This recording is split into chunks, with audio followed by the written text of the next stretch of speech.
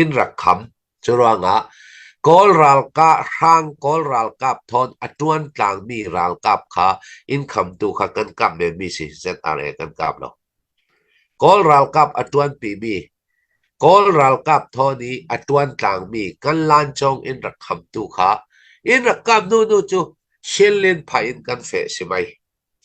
kha kha mi pi ni nan thei thia ma tul ma lai mi le lai mi chin mi le chin mi kap kan silo kan fe nak ding lan chong a in rak kham ruanga kan shelin in rak kap ruanga kan shelin si kha kha fiang ten mi pi ni nan thei tul ma chin le chin a pia tan nan hol nan ti pang din chulong silawin hi mi thu la a he kan se ding thu la hi voi tam tuk thil kan rak to da zomi in kwanan ti mi USA kan tong tir kan ni chu kol ral rang kol ral kap kan dau ding churawanga in bom lo le in nai nok lo kan ti yang man a chong in pian lo chun kan pu ni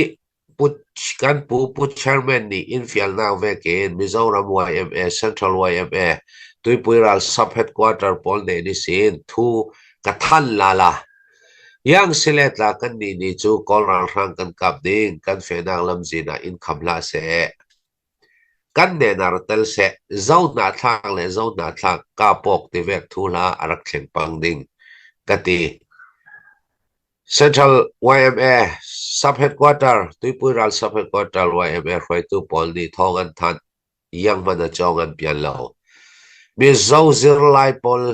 MZP sin voi khat thong ka than sal an ra du lo a chongin pian du lo inti chon ne tabi ka kan CS ni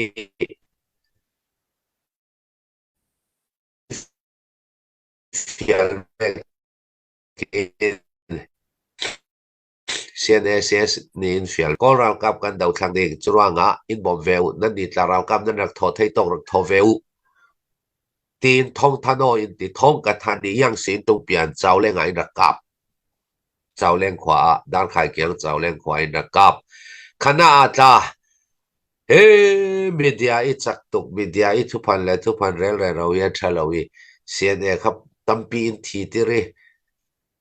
tampi kan motorcycle in khang sake khave ken ka thu pan thong yang lo la tu ma kan fe suak la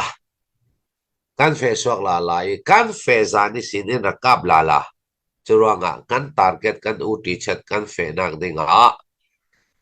kan in rakham tu chu kan shelin me si an ma kap dingin kan fe lo kol ral rang kap dingin kan fe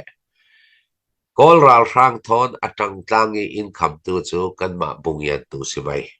chu ti vekin zolen PDF zolen ZFU tla vises pantui thon voi thum tongo dingin kan ti nan ni dau dingin kan ra lo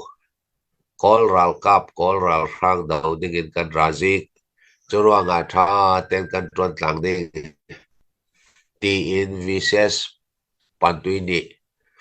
voi thum thong a than ne tabik hele ya kan tongo ding an ti zinga fe kan to mi kan man sal lo in ti an ma ti boy ding le